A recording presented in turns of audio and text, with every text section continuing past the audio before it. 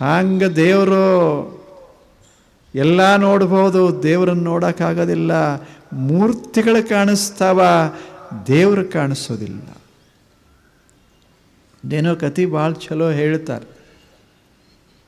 ಒಂದು ಸಲ ಒಂದು ದೊಡ್ಡ ಗುಡಿ, ಭಾಳ ದೊಡ್ಡ ಗುಡಿ, ಜಗತ್ ಪ್ರಸಿದ್ಧ ಗುಡಿ ಇತ್ತು. ಯಾವ ಗುಡಿ ಅಂತ ಬೇಡ, ಒಂದು ದೊಡ್ಡ ಗುಡಿ, ನಿಮ್ಗೆ ಗೊತ್ತಾಗತ್ತೆ ಯಾವ ಗುಡಿ. ಅಲ್ಲೇ ಒಬ್ಬ ಹೊರದೇಶದ ರಾಜ ಬಂದ. ರಾಜ ಬಂದು ಅದೇನು ಇತ್ತೋ ಗುಡಿಯೊಳಗೆ ಪ್ರವೇಶ ಆದ. ಸೇನಾ ಕರ್ಕೊಂಡು ತಗೊಂಬಂದ, ಎಲ್ಲರನ್ನ ಸೋಲಿಸಿದ, ಹೊಡೆದು ಹಾಕಿದ. ಒಳಗೆ ಬಂದು ಮೂರ್ತಿ ಇತ್ತಲ್ಲ ಅದನ್ನು ತಗೊಂಡು ಹಿಂಗೆ ಒಡಿಸಿಬಿಟ್ಟ. ಅದು ಚೂರು ಚೂರಾಗಿ ಬಿತ್ತು. ಅವ ಅಂದ, ಇಂಡಿಯನ್ ಗಾಡ್ ಈಸ್ ಡಿಸ್ಟ್ರಾಯ್ಡ್ ಅಂತ. ಅವಾಗ ಅಲ್ಲೇ ಒಬ್ಬ ನಿಂತಿದ್ದ, ಭಾಳ ದೊಡ್ಡ ಮನುಷ್ಯ ನಿಂತಿದ್ದ, ಭಾರತೀಯ. ಅವ ಹೇಳ್ದ, ಅವ ನಕ್ಕ. ಅವ ಮಹಾರಾಜ ಬಂದಿದ್ದಲ್ಲ ಹೊರಗಿನಿಂದ. ಅವ ಕೇಳ್ದ, ನೀ ಯಾಕೆ ನಕ್ಕಿ ಅಂದ. ನಿನ್ನ ಹುಚ್ಚುತನಕ್ಕೆ ನಕ್ಕೆ ಅಂದ. ಕಲ್ಲು ಒಡೆದರೆ ಎಲ್ಲರೇ ದೇವ್ರು ಸಾಯ್ತಾವೇನು ಅಂತ.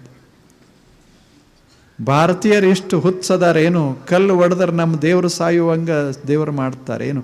ಕಲ್ಲು ಹೊಡಿತಾವ, ದೇವ್ರು ಉಳಿತಾನ. ಯಾವುದು ಹೊಡಿತದ ಅದು ದೇವರಲ್ಲ. ಇಷ್ಟು ನಮಗೆ ಗೊತ್ತಿಲ್ಲೇನು ಅಂತ. ನೀವು ಒಡೆದು ಹೋಗು, ಇನ್ನೊಂದು ಕಲ್ಲು ತರ್ತೇವೆ, ಇಡ್ತೇವೆ ಅಷ್ಟೇ. ದೇವ್ರನ್ನ ಹೊಡ್ಯೋಕ್ಕಾಗ್ತದೇನು?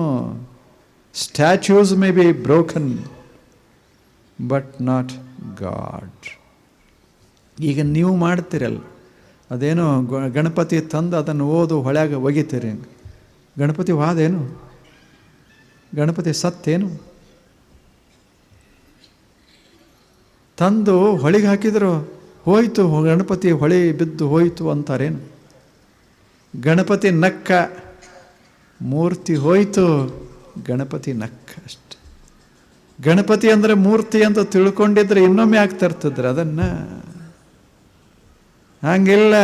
ಇವು ಮೂರ್ತಿಗಳು ಹೋಗ್ತಿರ್ತಾವ, ಏನು ಉಳಿತದ ಅದು ದೇವರು. ಯಾವುದು ಉಳಿತದ ಅದನ್ನು ನೋಡಕ್ಕೆ ಬರೋದಿಲ್ಲ, ಯಾವುದು ಒಡಿತದ ನೋಡಕ್ಕೆ ಬರ್ತದೆ. ಕಂಡದ್ದು ದೇವರಲ್ಲ, ಕಾಣದ್ದು ದೇವರು ಅಷ್ಟೇ. ಅದು ದೇವರು, ಅಂಥ ದೇವರು. ಮೂರ್ತಿಗಳು ಆಗ್ತವ, ಮೂರ್ತಿಗಳು ಹೋಗ್ತವ. ಆಗೋದಿಲ್ಲ. ಚಿತ್ರ ಬರೀತಾರೆ, ಪೂಜೆ ಮಾಡ್ತೇವೆ, ಒಂದು ದಿವಸ ಅದಕ್ಕೆ ಬೆಂಕಿ ಹತ್ತದ, ಸುಟ್ಟು ಹೋಗ್ತದ. ದೇವರು ಸುಟ್ಟು ಆದ ಅಂತಾರೆ ಹೇಳಿ? ದೇವರು ಸುಟ್ಟು ಆದ ಅಂತಾರೆ? ಏನಿಲ್ಲ, ಚಿತ್ರ ಸುಟ್ಟಿತು, ಇನ್ನೊಂದು ತಗೊಂಬರ್ರಿ ಅಂತಾರಷ್ಟೆ. ಅಂದರೆ ನಮಗೆ ಗೊತ್ತದ ಏನು? ಕಂಡದ್ದು ದೇವರಲ್ಲ. ಕೈಯಿಂದ ಮುಟ್ಟುತ್ತೇವಲ್ಲ, ಇದು ದೇವರಲ್ಲ. ಮತ್ತು ದೇವರು ಯಾವುದು? ಅದು ದೇವರು ಅಷ್ಟೆ, ಅದು ದೇವರು. ಬಲ್ಬ್ ಒಡಿಲಿಕ್ಕೆ ಬರ್ತದೆ, ಲ್ಯಾಂಪ್ ನಾಶ ಮಾಡಕ್ಕೆ ಬರ್ತದೆ, ಪ್ರಕಾಶವನ್ನು ನಾಶ ಮಾಡಕ್ಕೆ ಬರೋದಿಲ್ಲ. ಪ್ರಕಾಶ ಅಡಗುತ್ತದೆ, ಪ್ರಕಾಶ ನಾಶ ಮಾಡಕ್ಕೆ ಬರೋದಿಲ್ಲ.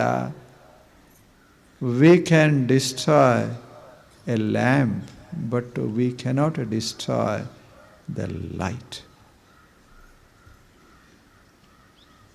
ಎಷ್ಟು ಹಂಗೆ ದೇವರು. ಆದ್ದರಿಂದ ಕಣ್ಣಿಗೆ ಅದು ಕಾಣೋದಿಲ್ಲ, ಕಿವಿಗೆ ಕೇಳಿಸೋದಿಲ್ಲ, ಕೈಗೆ ಹತ್ತೋದಿಲ್ಲ, ನಾಲಿಗೆ ಹತ್ತೋದಿಲ್ಲ, ನಾಸಿಕಕ್ಕೆ ಹತ್ತೋದಿಲ್ಲ, ಇವುಗಳಿಂದ ನೋಡ್ಲಿಕ್ಕಾಗೋದಿಲ್ಲ. ಇವುಗಳ ಹಿಂದೆ ಹೋಗು, ಅಲ್ಲೇ ರೂಪ ಇದು ದೇವರಲ್ಲ. ರೂಪ ಬಿಟ್ಟುಬಿಡಿ, ಅದೇ ದೇವರು. ಕಂಪನಗಳು ದೇವರಲ್ಲ, ಶಬ್ದಗಳು ದೇವರಲ್ಲ. ಸುಮ್ಮನೆ ಒಂದು ಕ್ಷಣ ಸುಮ್ಮನೆ ಕೂಡಿ ಶಬ್ದ ಹೋಗೇ ಬಿಡ್ತದೆ, ನಿಶ್ಶಬ್ದ ಆಗ್ತದೆ, ಅದೇ ದೇವರು. ಎಷ್ಟು ಚಂದದೆ ಇದು ದೇವರು. ನೈ ನಮ್ಮ ದೇವಾಹ ಆಪ್ನುವನ್. ಆ ಬಳಿಕ ಮುಂದೆ ಹೇಳ್ತಾರೆ, ಇದನ್ನು ಧ್ಯಾನ ಮಾಡು, ಇದನ್ನು ವಿಚಾರ ಮಾಡು, ಹೆಂಗೆ ನೋಡು, ನೋಡೋದನ್ನು ನೋಡು. ಇದು ದೇವರಲ್ಲ, ನೋಡದೆ ನೋಡಲಿಕ್ಕಾಗದೆ ಇರುವಂಥದ್ದು ಅದು ದೇವರು. ಆ ಬಳಿಕ ಹೇಳ್ತಾನೆ ಪೂರ್ವಂ. ಪೂರ್ವಂ ಅಂದರೆ ಇದು ಹಿಂದೆ ಹಿಂದೆ ಹಿಂದೆ ಹಿಂದೆ ಹೋಗೋದು. मागे जायचं, ह्याच्या मागे त्याच्या मागे मागे मागे आम्ही गेलो तर कुठे पोहोचतो, कुठेतरी पोहोचतो आणि तोच ದೇವ. ಅದರ ಹಿಂದೆ ಏನಿರಬಾರದು, ಬರೇ ಅದೇ ಕೊನೆ. ಹಿಂದೆ ಹಿಂದೆ ಹಿಂದೆ ಹಿಂದೆ ಹಿಂದೆ ಹೋದ ಬಳಿಕ ಅದಕ್ಕಿಂತ ಹಿಂದೆ ಏನೂ ಇರಬಾರದು, ಅದು ದೇವರು. ಅದು ದೇವರು. ಪೂರ್ವಂ ಅದಕ್ಕೆ ಮೊದಲಂತಿಲ್ಲ, ಆದಿ ಅಂತಿಲ್ಲ. ಯಾವುದಕ್ಕೆ ಆದಿ ಅದ ಅದು ಅನಾದಿ ಅಲ್ಲ, ಅದು ದೇವರು ಅಲ್ಲ. ಅಂದರೆ ದೇವರು ಹುಟ್ಟದ ಅಂತಿಲ್ಲ. ನಾ ಹುಟ್ಟುತ್ತೇನೆ, ನೀವು ಹುಟ್ಟುತ್ತೀರಿ, ಎಲ್ಲರೂ ಹುಟ್ಟುತ್ತಾರೆ, ಜಗತ್ತೇ ಹುಟ್ಟುತ್ತದೆ, ದೇವರು ಹುಟ್ಟೋದಿಲ್ಲ ಅಷ್ಟೆ. ದೇವರು ಹುಟ್ಟೋದಿಲ್ಲ. ಅಕಸ್ಮಾತ್ ಹುಟ್ಟಿತು ಅಂದರೆ ಅದು ಬದುಕುವುದಿಲ್ಲ. ದೇವರು ಹುಟ್ಟಿದ್ದ ಅಂದರೆ ಬದುಕ್ತಾ ಇರಲಿಲ್ಲ, ಸಾಯ್ತಿದ್ದ. ನಾವು ಇದನ್ನು ಗಮನಿಸಬೇಕು. ದೇವರು ಹುಟ್ಟೋದು ಇಲ್ಲ, ದೇವರಿಗೆ ಜಯಂತಿ ಮಾಡೋದಿಲ್ಲ, ದೇವರಿಗೆ ಹುಟ್ಟಹಬ್ಬ ಮಾಡೋದಿಲ್ಲ. ಯಾವುದು ಹುಟ್ಟದೆ ಅದಕ್ಕೆ ಹುಟ್ಟ ಹಬ್ಬ ಮಾಡ್ತಾರೆ, ಯಾವುದು ಹುಟ್ಟಿಲ್ಲ ಅದಕ್ಕೆ ಹುಟ್ಟಹಬ್ಬ ಮಾಡೋದಿಲ್ಲ. ನಾವು ಜನ್ಮದಿನ ಮಾಡೋದಿಲ್ಲ, ದೇವರ ಜನ್ಮದಿನ ಮಾಡ್ತೇವೆ. ಆದರೆ ನಿಜವಾದ ದೇವರ ಜನ್ಮದಿನ ಅಲ್ಲ, ಸುಮ್ಮನೆ ಕಾಣ ಬಂದ ದೇವರ ಜನ್ಮದಿನ ಅಷ್ಟೇ. ನಿಜವಾದ ದೇವನಿಗೆ ಜನ್ಮವೇ ಇಲ್ಲ, ಮರಣವೇ ಇಲ್ಲ. ಅದಕ್ಕೆ ಪೂರ್ವಂ, ಬಹಳ ಹಿಂದೆ ಹಿಂದೆ ಹಿಂದೆ ಹಿಂದೆ. ಮತ್ತು ಎಲ್ಲರ ಪೂರ್ವನೂ ಅದೇ, ಅದು ಮಜಾ. ಅದು ನಿಮ್ಮ ಪೂರ್ವನೂ ಅದೇ, ಪೂರ್ವಜನೂ ಅದೇ, ಅವರ ಪೂರ್ವಜನೂ ಅದೇ. ಒಂದೂರಿತ್ತು, 4 ಜನ ಕೂಡಿದ್ರು. ಭಾರತೀಯರು, ಚೀನಿಗಳು, ಇಂಗ್ಲೆಂಡ್ದವರು, ಆ ಬಳಿಕ ಆಫ್ರಿಕನ್ರು, ಇವರು 4 ಜನ ಕೂಡಿದ್ರು. 4 ಜನ ಒಂದು ಗಿಡದ ಕೆಳಗೆ ಕೂತ್ಕೊಂಡು ಚರ್ಚೆ ಮಾಡ್ತಿದ್ರು. ನಮ್ಮ 4ರಲ್ಲಿ ಯಾರು ಶ್ರೇಷ್ಠ? ನಾವು 4 ಅದೇವಲ್ಲ, ನಮ್ಮಲ್ಲಿ ಶ್ರೇಷ್ಠ ಯಾರು? ಕೋಣ ಮೋಠಾ ಕೋಣ ಹೇ, ಶ್ರೇಷ್ಠ ಕೋಣ ಹೇ? ಇದು ಪ್ರಶ್ನೆ. ಅವಾಗ ಹೆಂಗೆ ನಿರ್ಧಾರ ಹೆಂಗೆ ಮಾಡೋದು? ಅವಾಗ ಅವರೆಲ್ಲರೂ ಕೂಡಿ ನಿರ್ಣಯ ಮಾಡಿದರು, ಯಾರು ಪೂರ್ವಜರು ಬಹಳ ಹಿಂದದಾರ ಅವರು ಶ್ರೇಷ್ಠ. ಎಲ್ಲರೂ ಆ ಬಳಿಕ ಶುರು ಮಾಡಿದರು. ಇಂಗ್ಲೆಂಡ್ದವ್ರು ಹೇಳಿದರು, ನಮ್ಮ ಪೂರ್ವಜರು ಕ್ರಿಸ್ತ ಹುಟ್ಟದಲ್ಲ, ಆವಾಗ ನಮ್ಮ ಪೂರ್ವಜರಿದ್ದರು ಅಂತ ಹೇಳಿದ. ಆ ನಂತರ ಚೀನಿಗಳು ಬಂದರು, ನಮ್ಮ ಪೂರ್ವಜರು 5000 ವರ್ಷಗಳ ಹಿಂದೆ ಇದ್ದರು, ಅಲ್ಲಿಂದ ನಮ್ಮದು ಬಂದಿದ್ದು ಅಂದರು. ಆನಂತರ ಭಾರತೀಯರು ಬಂದರು, ನಮ್ಮದು 8000 ವರ್ಷದ ಹಿಂದಿನಿಂದ ನಾವು ಬಂದವರು.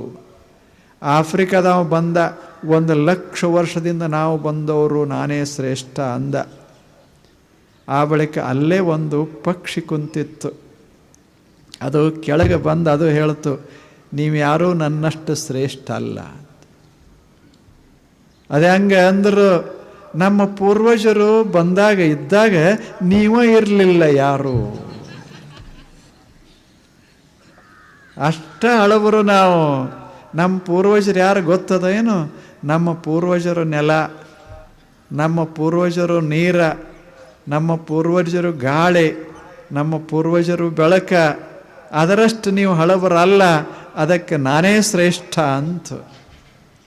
ನಮ್ಮದು ಹಂಗೆ. ಎಲ್ಲರೇ ಹೋಗಿ ನಿಲ್ಲೋದಕ್ಕಿಂತ ಹಿಂದೆ ಹೋಗಿ ಬಿಟ್ಟರೆ ನಮ್ಮ ಪೂರ್ವಜರು ದೇವರೇ,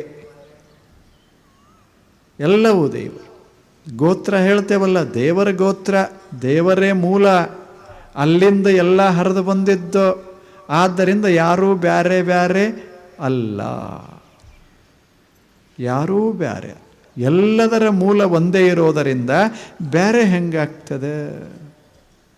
ನಾವು ಜಾತಿ ಮಾಡ್ತೇವಲ್ಲ, ನಮ್ಮ ಕುಲನೇ ಬೇರೆ, ಅವ್ರ ಕುಲನೇ ಬೇರೆ. ಕುಲ ಇರೋದು ಇದು ಒಂದೇ, ಏನು? ನೀರಿನ ಕುಲ, ನೆಲದ ಕುಲ. ಅದಕ್ಕಿಂತ ಹಿಂದೆ ಹೋಗಿಬಿಟ್ರೆ ದೇವರ ಕುಲ. ದೇವರು ಒಬ್ಬನೇ ಇರೋದರಿಂದ ಕುಲ ಒಂದೇ ಈ ಜಗತ್ತಿನಲ್ಲಿ, ಎರಡಿಲ್ಲ. ಪ್ರಾಣಿಗಳಿಗೂ ಅದೇ ಕುಲ, ಮನುಷ್ಯನಿಗೂ ಅದೇ ಕುಲ, ಎಲ್ಲದಕ್ಕೂ ಅದೇ ಕುಲ. ಭೇದ ಯಾಕೆ? ಎಷ್ಟು ಚಂದದೆ ಕುಲ. ಪೂರ್ವ ಎಲ್ಲಕ್ಕಿಂತ ಮೊದಲು ಏನು ಅದ ದೇವರು. ಎಷ್ಟು ಚಂದ ಹೇಳಿ. ಅರ್ಷತ್ ಮತ್ತು ದೇವರು ಹಿಂಗೆ ಕತ್ತಲಾಗದನಂತ ತಿಳ್ಕೋಬೇಡಿ. ದೇವರಂದ್ರೆ ಜ್ಞಾನದ ಪ್ರಕಾಶ್, ಲೈಟ್ ಆಫ್ ಅ ನಾಲೆಡ್ಜ್. ದೇವರಂದ್ರೆ ಏನಲ್ಲ, it is a light of a knowledge. ಸುಮ್ಮನೆ ಒಂದಿಷ್ಟು ಬೆಳಕ, ಅದು ದೇವರು. ನೈನ ದೇವ ಆಪ್ನುವನ್ ಪೂರ್ವಮರ್ಷತ್ ತದ್ಧಾವತು ಅನ್ಯಾನತ್ತೇತಿ ತಿಷ್ಠತ್. ಜಗತ್ತಿನಾಗ ಎಲ್ಲ ಓಡ್ತಾ ಇದ್ದಾವ, ಒಬ್ಬನೇ ನಿಂತಾನ ದೇವರು ಅಷ್ಟೇ.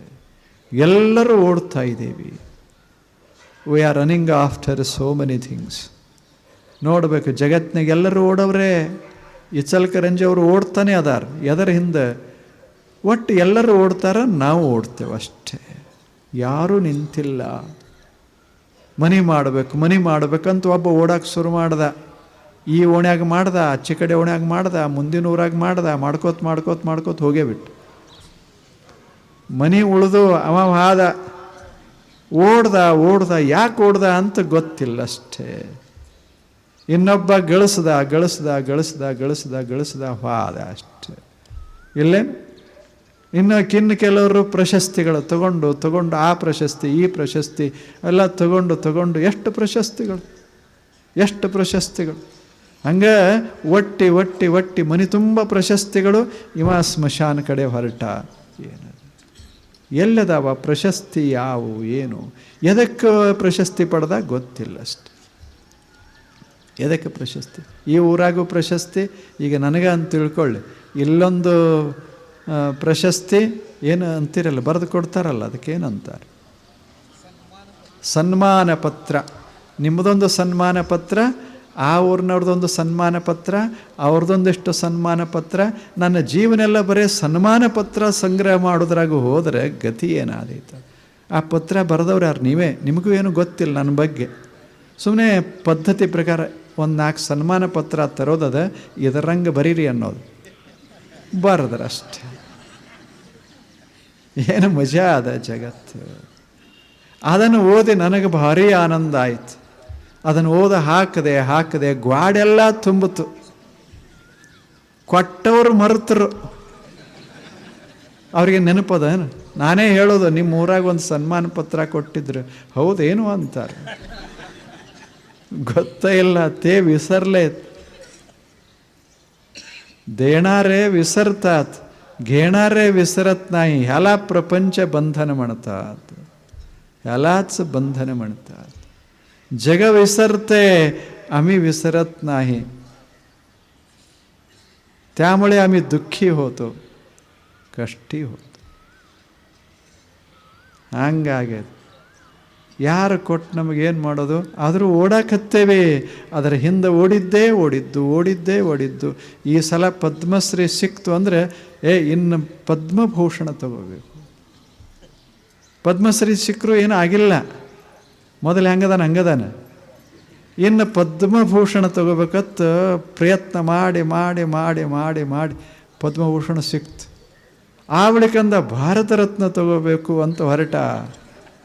ಹಿಂಗೆ ತಗೊಂಡ ಮುಪ್ಪಾಗಿತ್ತು.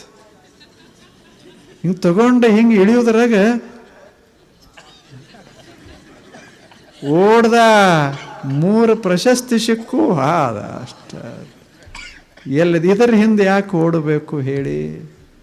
ತದ್ಧಾವತಃ ಅನ್ಯಾನ್ ಅತ್ತೇತಿ ತಿಷ್ಠತ್. ಮನುಷ್ಯನೇ, ನೀನು ಓಡಾಮಲ್ಲ, ನಿಲ್ಲವು ನೀನು ನೋಡೋ. ದೇವರಂದ್ರೆ ಓಡೋದಲ್ಲ, ನಿಂತದ್ದು ಸ್ಥಿರ. ಅಲ್ಲೇನು? ವಸ್ತು ಸ್ಥಿರ ಹೇ ತೇ ತತ್ವ ದೇವ. ಸ್ಥಿರ. ಓಡೋದಲ್ಲ. ಸುಮ್ಮನೆ ಯಾಕೆ ಓಡೋದು? ಎದರಿಂದ ಯಾಕೆ ಓಡೋದು ಹೇಳಿ? ಯಾಕರೆ ಓಡ್ತೀವಿ ಅದು ಗೊತ್ತಿಲ್ಲ. ನಮಗೆ ಕಾಂಪಿಟೀಷನ್, ನಮಗೆ ಎಷ್ಟಾಗತ್ತೆ ಅಷ್ಟು ಓಡೋದದ. ಕಾಂಪಿಟೀಷನ್ ಯಾಕೆ? ಬ್ಯಾಡ್ ಅಂತಲ್ಲ, ಮಜಾಕೆ ಕಾಂಪಿಟೇಷನ್ ಮಾಡಬೇಕೇ ವಿನಃ ತಲೆಗೆ ತಾಪ್ ಮಾಡ್ಕೊಳ್ಳೋದಕ್ಕೆ ಮಾಡಬಾರದಷ್ಟೇ, ಆನಂದಕ್ಕಾಗಿ ಓಡೋದು. ಹಾಗೆ ಜಗತ್ತಿನಾಗ ಬರೀ ಓಡ್ಕೋತಿರಬಾರ್ದು. ತದ್ಧಾವತು ಅನ್ಯಾನತ್ತೇತಿ ತಿಷ್ಠತ್. ಯಾವುದು ಓಡೋದಿಲ್ಲಲ್ಲ ಅದೇ ದೇವರು, ಸ್ಥಿರವಾಗಿರೋದೇ ದೇವರು, ಅದೇ ನ. ತದ್ಧಾವತು ಅನ್ಯಾನತ್ತೇತಿ ತಿಷ್ಠತ್ ತಸ್ಮಿನ್ನಪೋ ಮಾತರಿಶ್ವಾ ದಧಾತಿ. ಆ ಭಗವಂತ, ಆ ದೇವನು ಇಷ್ಟೆಲ್ಲ ಏನು ನಡೀತಾವಲ್ಲ, ಮಾತರಿಶ್ವಾ ದಧಾತಿ. ಮಳೆ ಬೀಳ್ತದೆ, ಹೊಳಿ ಹರಿತದೆ, ಗಾಳಿ ಬೀಸ್ತದೆ, ಇದು ಎಲ್ಲ ನೋಡಿದರೆ ಇದು ದೇವನ ಕೆಲಸ ಅಂತ ತಿಳ್ಕೊಂಡು ಬಿಡಿ, ದೇವ ದರ್ಶನ ಆಗ್ತದೆ.